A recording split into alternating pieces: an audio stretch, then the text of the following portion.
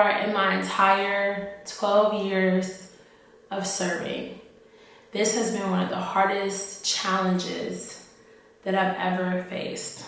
Coming forward as a domestic assault victim. At one point, when everything first happened, I regretted it.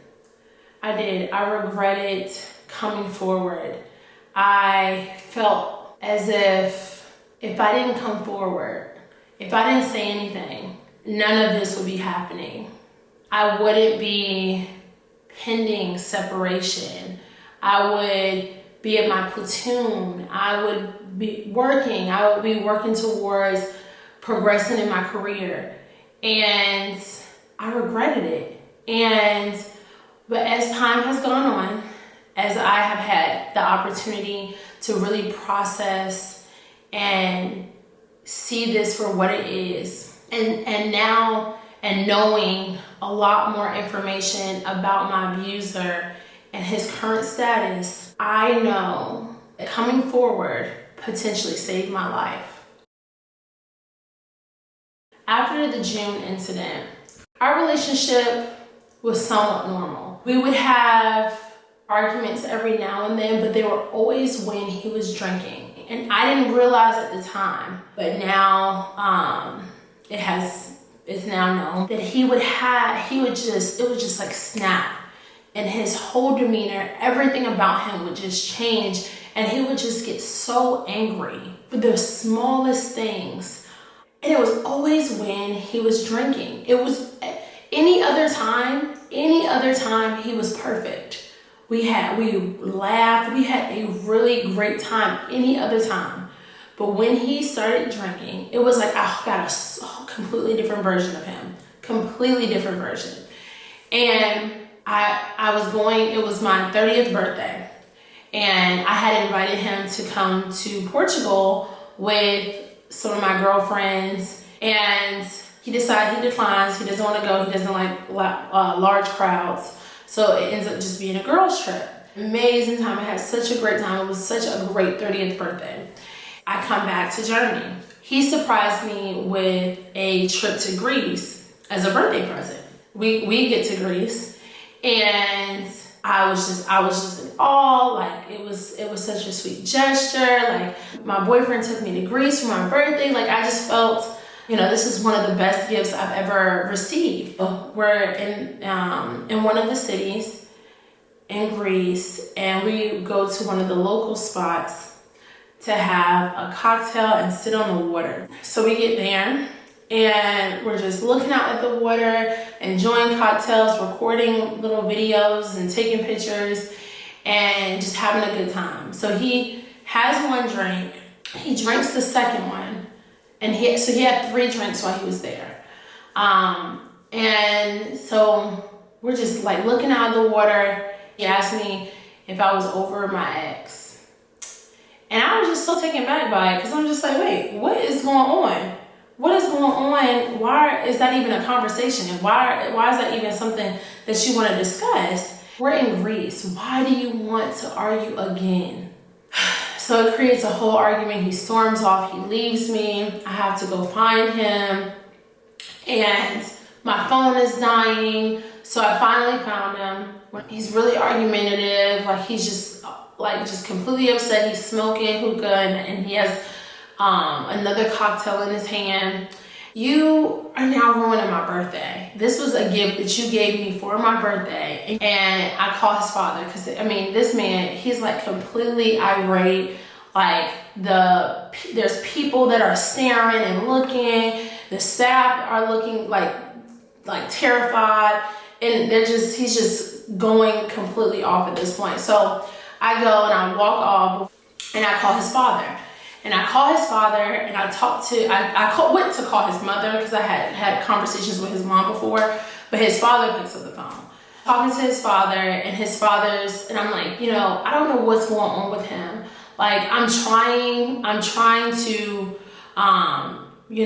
be understanding with him. Like I'm trying, but I don't know what else I'm supposed to do. I love him, and I want to be there and be supportive for him. But at this point, I don't know what else to do. So his father says to me, Bria, the advice I'm gonna give you is not as his father, but what I would tell my daughter. You are not the first woman that he has ruined a relationship with. My best advice is for you, when you get to Germany, just cut all ties with him. His mother and I have been really concerned about his drinking over the last few years, and it's gotten worse. After I had that conversation with his dad, I realized that there was more to Robert than I knew.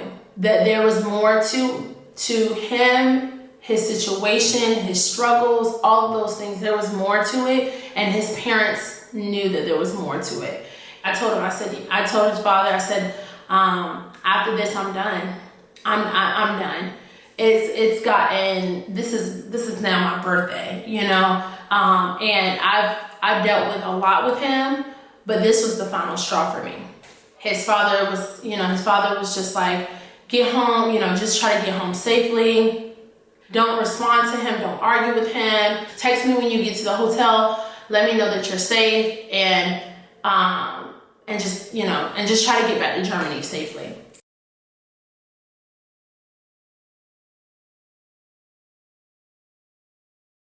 I hung up the phone with his dad, and I looked at the phone. And I noticed a notification, but it was the same notification that I kept getting on my phone when I was in Portugal. So I clicked on the notification. When I clicked on the notification, I saw my face, and I was taken back because as I was looking at the phone, I realized that Robert had linked or synced my email address with his. So every photo, I have photos from 2010, all in there, documents, every single thing, all of my, everything is in this Google Drive. Who is this man? Who is this man? There's more to this man than I ever thought, ever imagined. So at this point, I'm just like I have to get home and I have to get away from him. The Greek police ended up coming, put handcuffs on Robert, pulled him aside, had questioned me, asked me what was going on. He calmed down, he cooled down. I acted as if nothing happened. So we got to the airport, he was not talking to me. I was just so focused on getting home safely, and just being done with him once I got home. We arrived at the Munich airport in Germany. We're driving back from Munich airport, and he puts his hand on my thigh, and I'm just like a whole chill of just disgust, because I now know you completely invaded my privacy. You went through my emails, you went through all of my personal documents. Parents had revealed that you have anger problems and you have drinking problems, and I just kind of like brush it off. I'm so uncomfortable. So I just, adjust my body. And so he says, what's wrong with you? And I'm just like, nothing. I'm just looking out the window, because at this point I'm just trying to get home safely. I'm just trying to get to Germany so that I can be done with this man. So it goes from what's wrong with you to what the fuck is wrong with you to, it just gets more and more as I don't respond or don't answer. I look at him and I say, when I was on my girls trip and I was sending you photos, you had to act as if you were seeing these photos for the first time. When I said that, he gets completely upset. He gets really pissed off. You're so secretive. You didn't want to let me in. You didn't want to let me in. Something told me to start recording him. And I picked up my phone, and I guess he sees that I'm recording it. So he tries to get the phone out of my hand. Things been recorded.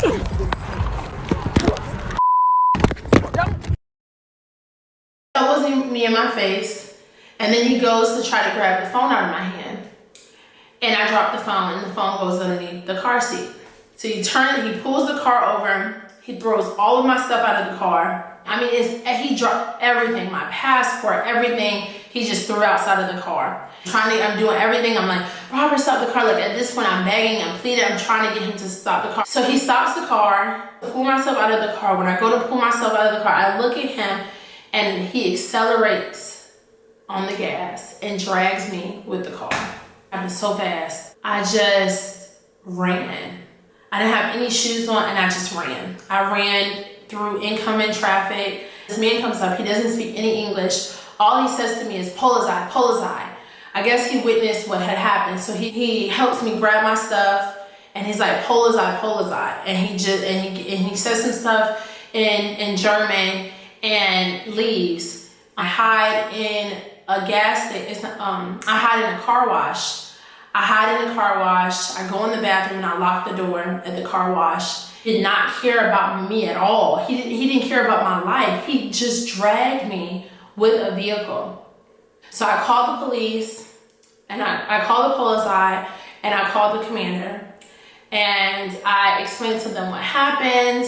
I'm talking to Robert's commander about what happened. I'm like, "Sir, XYZ went on and XYZ," and I'm explaining to him what had transpired. The polizei come, I give them all my information and they tell me that they're gonna take me to the paramedics. I didn't realize what I looked like. I get to the polizei station, the paramedics, I have no shoes on, my pants are completely ripped, there's blood all over my pants, my mouth is cut up, and so my commander at the time comes and picks me up from the polizei station, and then he takes me to the MP office.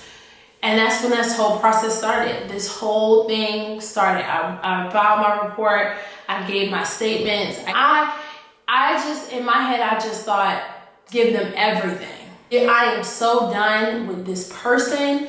I am done with him. He is a horrible person. Just here, this is everything. Here you go. And I gave them everything. So then my commander drops me off at my house. Once he gets to my house, I realized that Robert has been in my house. Threw me under the car and he just left. He went into my house because my keys and everything was still in his car. So I called a friend over who checked my house to make sure he didn't leave like certain things unlocked, that I was safe. I ended up having to go to the hospital. I had a concussion from when I fell on the ground. I had bruising all over my left side of my body, a cut on my mouth, my knee was damaged. I had to go through physical therapy for my knee because I hit the impact on my knee, and it's been a lot. And the only expectation that I had when I reported this was that my case to be handled, for my leadership to support me, to take care of me, to have their support as I was going through one of the most challenging, most difficult times of my life. And I have not been given that at all. I know that so many people may have an issue about me telling my story, me speaking up and speaking out about what's going on and what happened. But I know that if I did not speak up, if I didn't say anything, that this would never be heard.